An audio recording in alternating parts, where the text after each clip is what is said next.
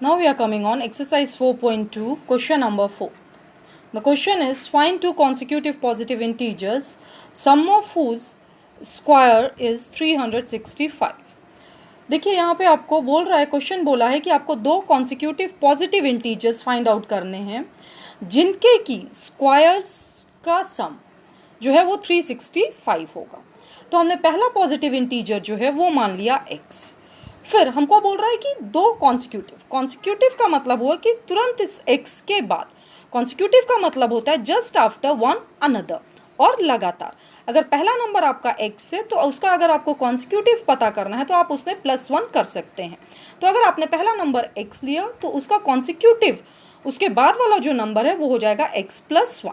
जैसे आपने मान लीजिए कि पहला नंबर ले लिया 2, तो उसके तुरंत बाद वाला 3, तो 3 फाइंड आउट करने के लिए आपने 2 में +1 किया। तो बिल्कुल वैसे ही अगर पहला नंबर आपका x है तो दूसरा उसका कॉन्सिक्यूटिव इंटीजर जो हो जाएगा उसके तुरंत बाद वो हो जाएगा x + 1।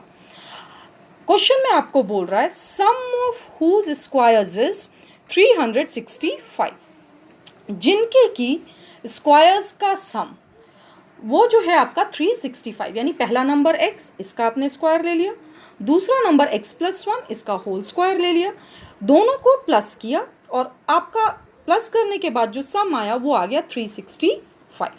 तो ये x² it will be like this only, plus this x + 1 whole square it will be open using the formula a + b whole square is equal to a² + b² + 2ab। तो देखेंगे x², ये x² रह गया, यहाँ पे a की जगह आपका x है तो a² की जगह x² हो गया, b की जगह आपका 1 है तो b² की जगह 1 का square it is 1 only, plus 2ab, तो 2 इंटू a की जगह x तो 2 into x 2x into b 1, 2x multiplied by 1 it will be 2x only is equal to 365। x² plus x², इनको ऐड किया आपको 2x² मिल गया, प्लस 1, इस 1 को हमने यहाँ लिख लिया, plus 2x is written here. This 365 from right hand side is taken to left hand side. So we have placed here negative sign and it is equal to 0. Now 2x² plus 2x minus 365 and plus 1. We have to find out their difference. Their difference is 364. As 365 is a greater number and before 365 there is a negative sign. So we have placed here negative sign.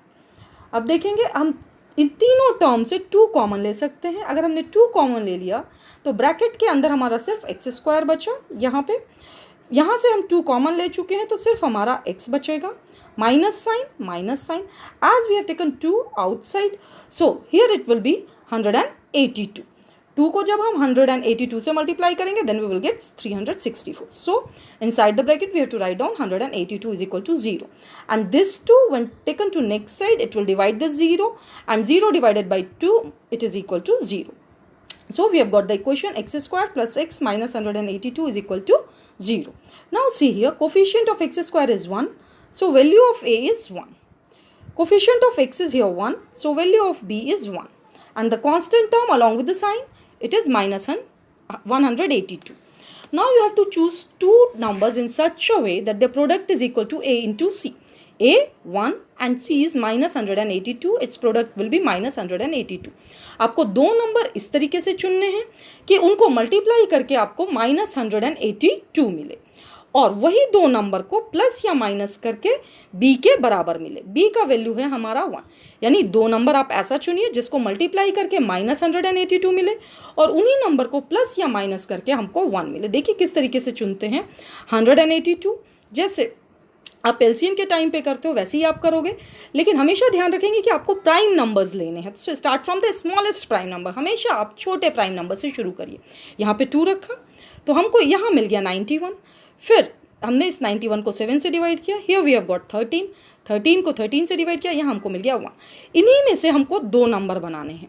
तो देखेंगे अगर हम 2 और 7 को एक साथ ले लेते हैं, 2 7 जार 14 एक नंबर हो गया, एक नंबर हो गया 13। तो 14 when gets multiplied by 13 we get 182, लेकिन हमको एक नंबर नेगेटिव चाहिए, यानी कि 14 और 13 में से एक नंबर हमारा माइनस होगा, लेकिन कौन सा माइनस होगा वो ध्यान देने की बात है।